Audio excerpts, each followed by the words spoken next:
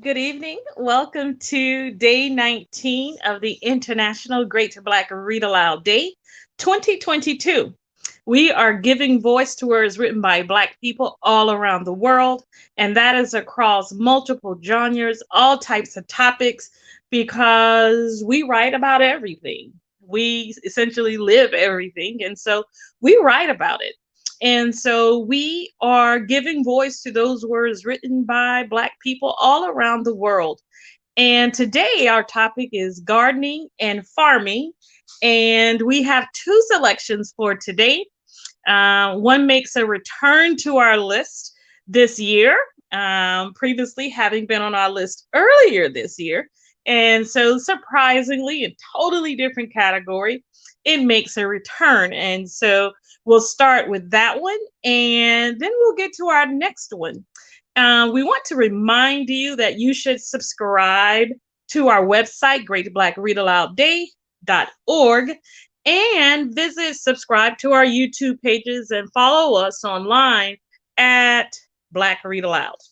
So, our first selection for today, I should say, my name is LD Robinson, and I am here at the International Great Black Read Aloud Day 2022. Our first selection for today for gardening and farming is our return to the last OG cookbook with Tracy Morgan and recipes by Nicole A. Taylor. And we are going to read something which I think is very pertinent to our current environment. We want to be reminded that millions of children go without food. And millions of children are underfed. And so it is extremely important that we talk about gardening and farming in our communities and Black communities around the world, because there are huge agribusinesses that have managed to, with the help of certain entities, have managed to put smaller Black farmers out of business. And so what we are used to, particularly what I'm used to and what I grew up with, I grew up in a farming community where we had everything that we needed.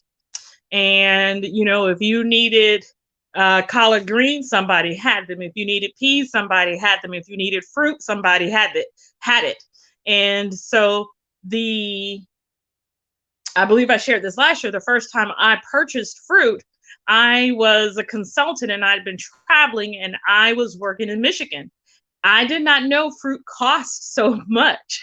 I was astounded. I got back to my hotel and called my parents and told my dad, I said, I can't believe that fruit costs as much, because I wanted some oranges. And so I went to this farmer's market, and oranges were so expensive. And mind you, this was 2000. Oranges were so expensive.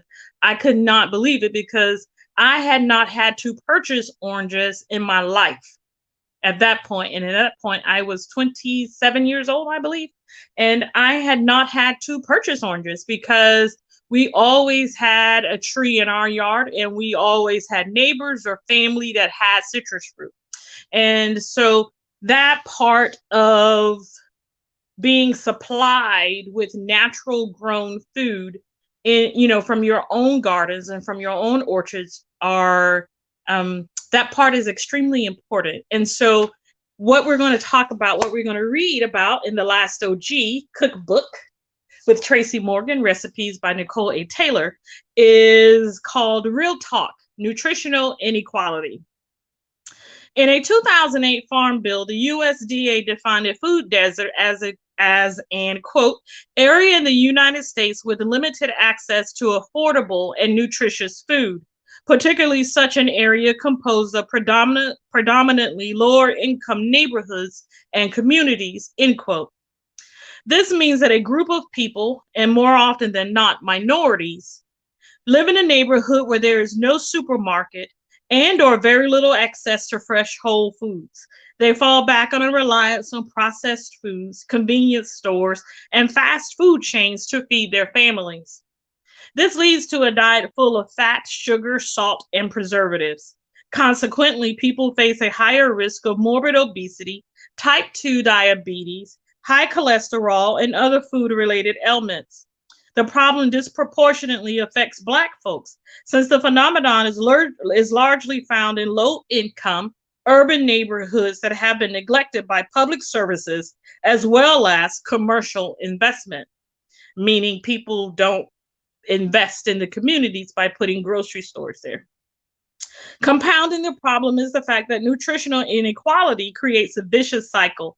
A child raised only on processed foods develops a taste for only processed foods and is unlikely to break those habits in later life, then passing them on to the next generation. Though we may think of America as a land of plenty, ironically, in the middle of our biggest cities, there are millions who have little connection to decent food. Recent studies suggest the roots of the problem may have more to do with socioeconomic forces than with physical location. But there are points of hope for the future.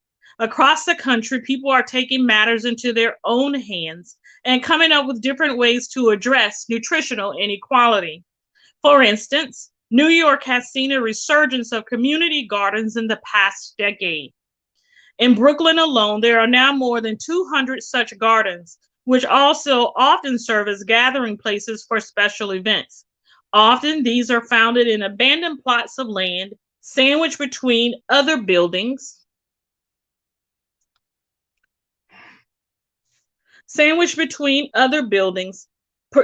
Often these are founded in abandoned plots of land sandwiched between other buildings.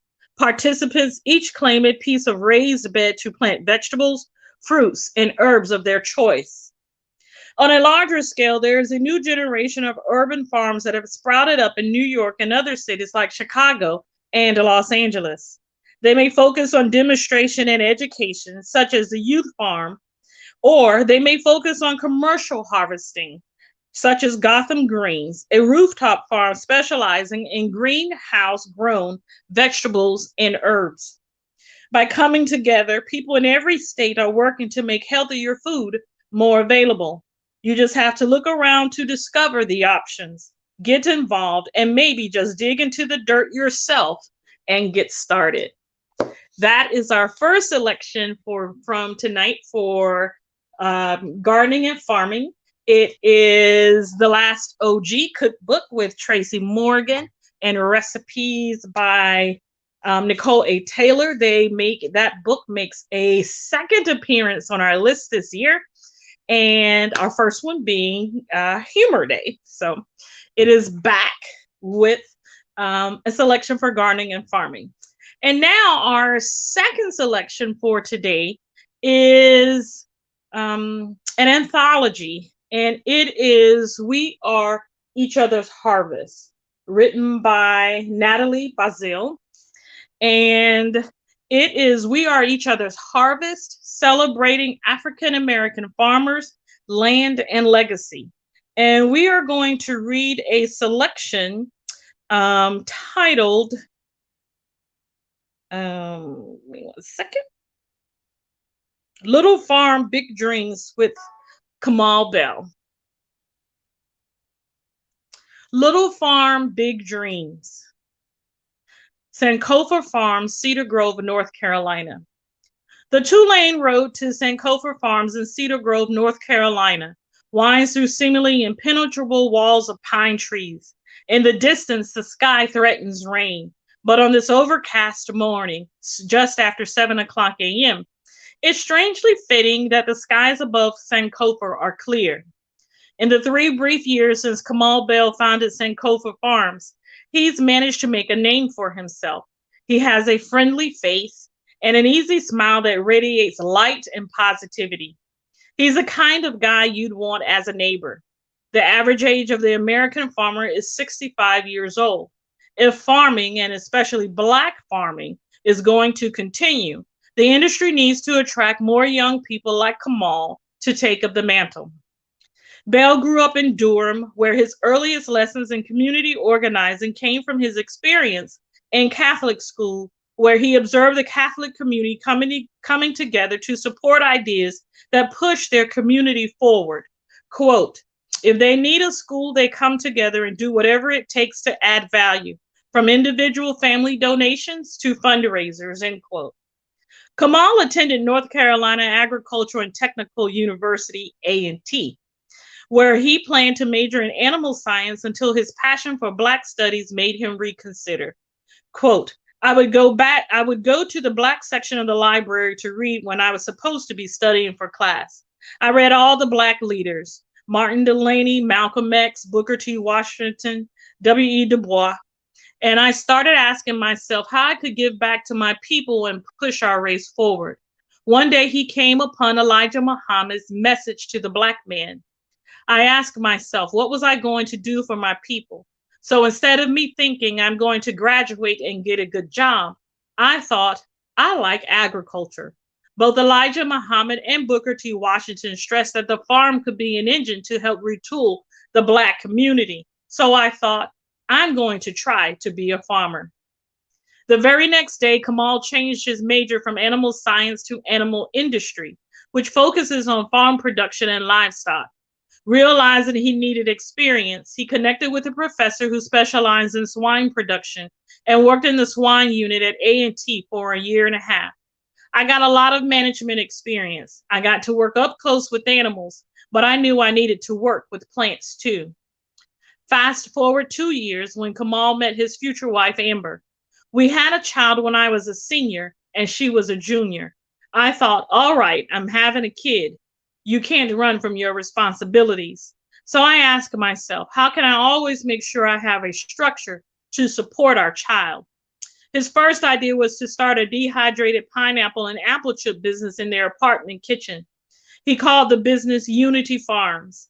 Soon, Kamal found himself balancing engagement, parenthood, saving money, and running a business.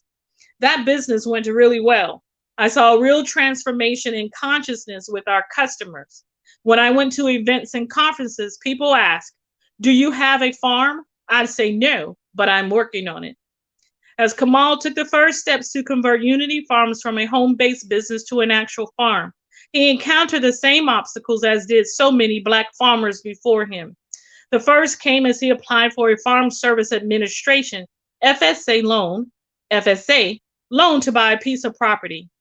The FSA agents wouldn't return my calls or provide clarity on the farm loan process, but the universe worked in my favor, end quote, Kamal says. While searching for the local FSA director's contact information, he came across the name and number of an agent who was a fellow North Carolina A&T graduate. Quote, she was supposed to have been listed for another county, but she was listed by mistake, end quote. The agent helped Kamal with his application, which should have guaranteed his acceptance. But when he submitted his application, the local loan officer, Doc Jones, told him that his Unity Farms wasn't registered in North Carolina. His application couldn't be processed. Quote, I went back to the drawing board, end quote, he says. I happened to listen to a lecture by Amos Wilson in which he said we need to accept our African identities and build institutions using our culture. We need to stop using other people's culture and gravitate toward our own because there's power there. I'd taken an African history to 1800 course at A&T as an undergrad, so I thought, I'm going to name my farm Sankofa, which means go back and get, and derives from the Twi language in Ghana. It has a meaning to American Africans, and it also has a tie to the old Muhammad Speaks newspaper, which showed hands uniting from Africa and America.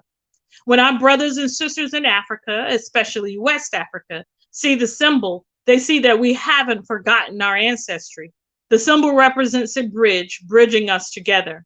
Kamal changed the business's name and registered again with the state. But then the FSA agent informed him he needed a crop enterprise budget and an offer to purchase land. Luckily, the mother of Kamal's close college friend was a real estate agent. Quote, she's the bomb. We found this property by Universal Design. I never heard of Cedar Grove, end quote. But Kamal's fight wasn't over. Once he located the piece of property he wanted to buy, he prepared his loan application, but once again, the FSA agent wouldn't return his calls. Quote, I'm persistent if I really want something, end quote, Kamal says. But I put everything I had into getting this land, end quote. He drew strength and inspiration from an article in an online magazine, The Counter, about the famous class action lawsuit Pickford versus Glickman, and knew how the U.S. Department of Agriculture, the USDA, handled Black farmers' complaints and applications. Quote, just knowing that little bit of history was encouraging. Kamal turned in his application and was encouraged when the agent told him it was one of the best applications he had ever seen. So, Kamal was stunned when the agent called later to report that his application had been denied because his managerial experience couldn't be verified. He was working on his master's in agriculture education by that time. Quote, that didn't make sense because I worked on a swine farm for a year and a half. I had done organic research with A&T through my master's for a year. I worked with a Black farmer in McLeansville for a year.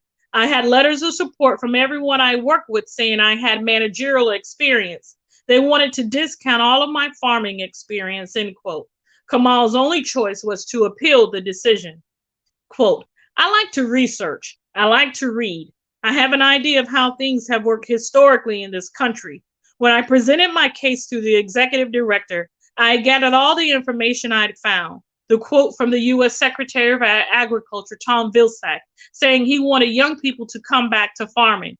I included the article that talked about how 5 white men own more land in this country than 14 million Black people combined. The agent looked at me. He was like, whoa, we're going to try to work this out. The morning of the appeal, Kamal arrived early at the FSA office in Oxford, North Carolina. I tore them up in the appeal. I asked on what grounds they felt they could discount my managerial experience, given that I had the letters of support verifying that I had it. Kamal's appeal meeting lasted 30 minutes. A couple of days later, he received word that his application would advance to the next level. The day Kamal was set to close on it, but there were more obstacles to overcome. A couple of days later, he received word that his application would advance to the next level. Soon after, his loan was approved, but there were more obstacles to overcome. The day Kamal was set to close on the property, the agent forgot the check. How do you forget a check for $60,000? A process should have taken only 3 to 4 months, took 8. Kamal and Amber finally closed escrow on Sankofa Farms in March 2016. A challenging time to start planting. We did not have time to plant for the year. We still needed to purchase a tractor, groundwork and implements, and a shed to store materials that were needed for our operation.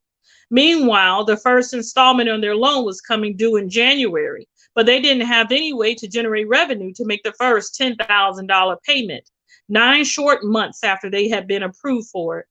The loan officer had repeatedly encouraged Kamal to buy a home to use as collateral, but he had read about Eddie Wise, another Black farmer in North Carolina, whose pig farm and home had been seized by the USDA.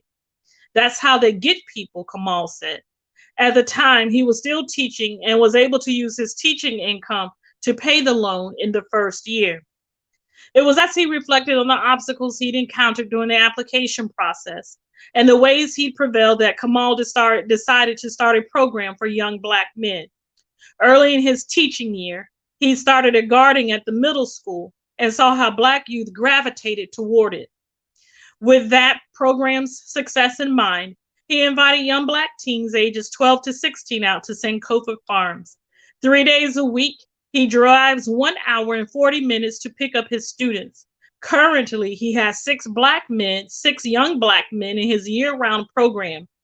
2 have been with him for 4 years. Quote, this is an escape and a healing place for them. This is a place where they can solve the issues in our community.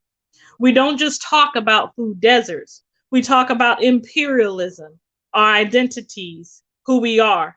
This is a space where they can better themselves and change what they see in their communities. It's a tool of empowerment. Now, Kamal surveys the boundaries of his 12-acre property, which stretches out to a line of distant trees. The whole farm looked like this when we started, he says, pointing to a nearby section of rocky Orange County red clay covered with pine, cedar, and sweet gum trees.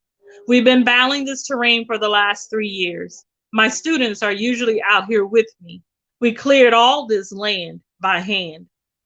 Together, Kamal and his students have laid the irrigation system and installed tunnels which will eventually function as greenhouses. We've had to learn how to do everything from the ground up. When my students are finished here, they'll know enough to go out and get their own farms. In addition to growing vegetables, Kamal trains his students on beekeeping. When the Beekeepers Association in Durham learned that he was working with youth, they invited him to visit the association's apiary. Kamal was reluctant at first. I was scared of bees, he says. But one of his students, Cameron, was curious. It's the students' farm too. So anything they suggest we get, I say all right. Now his students are certified beekeepers. Their original 3 hives have grown to 18. His small batches of Sankofa Farms honey sell out as quickly as he's able to bottle them. The beekeeping adventures he offers on Airbnb have become one of the most popular experiences in the area. He also has an observation hive that he takes on the road to show students. Most of Sankofa's funding comes from grants. Through them, Kamal pays for everything from equipment and infrastructure to cover crops, with more funding on the way that will enable him to grow leafy greens year-round. He has also received equipment donations from Bayer Crop Science to dig a well. Quote, "It's funny. In college, people tried to ding me for wanting to be a farmer," Kamal says. "When I talk to them about wanting to be a farmer, they'd say, 'What are you going to do with that? You're going to be a poor farmer. You need to get another job.' They even made jokes about my dehydrated chips. Some people I knew in college wanted to work for Microsoft. One of my classmates got a corporate job. He was excited about his paychecks. 4 of my classmates plan to be corporate executives. They said, Kamal is going to be his own CEO, but he's going to be poor." Fast forward to now. Some people have had job transitions. Now they're asking me how they can work with Sankofa Farms. Kamal is currently growing squash, cowpeas, and watermelon. My main goal with Sankofa Farms is to get food to people in food deserts. He wants to partner with local churches to distribute the food he grows. That's going to take time to develop, Kamal says. I didn't take the traditional route. But to be able to keep this going for generations to come, that's going to take a whole lot more effort. Ever the student of history, Kamal is determined to learn from the older generation. We put the farm in a trust. We have a will to execute. This will ensure the farm is here beyond me. His eventual goal is to have a school on the farm. Quote, "Everybody is stuck on technology, but I'm looking at the people. I want to invest in the people. People are the innovation. I don't mean this to sound easy. I don't mean to make this sound easy. To keep the students inspired, to set up a model that's centered around youth and educate them so they can tell people in their community how to do this, that's where the power is." And this has been our second selection for today, Gardening and Farming, Day 19 of the International Great Black Read Aloud Day. Our second selection is We Are Each Other's Harvest, and it is by Natalie, Baszile, and there is the cover. And it is an anthology, and we recommend all the books here, and we read for educational purposes, and I want to stress that. It is to broaden and enlighten our listeners to the International Great Black Read Aloud Day. We want to share with our readers all the various works that are out there. You can see that we write about everything. There's not a single day that we cover in our Great Read Aloud month that we do not have selections upon selections that we can offer up as reading material. And so if you're looking to add things to your library, if there are topics that you want to discover more about, we want to tell you that you have a place to come. And we put our suggestions up. We put our selections up on our website at greatblackreadaloudday.org. And we will continue to do so as long as we're able to. And we have instructions to do so.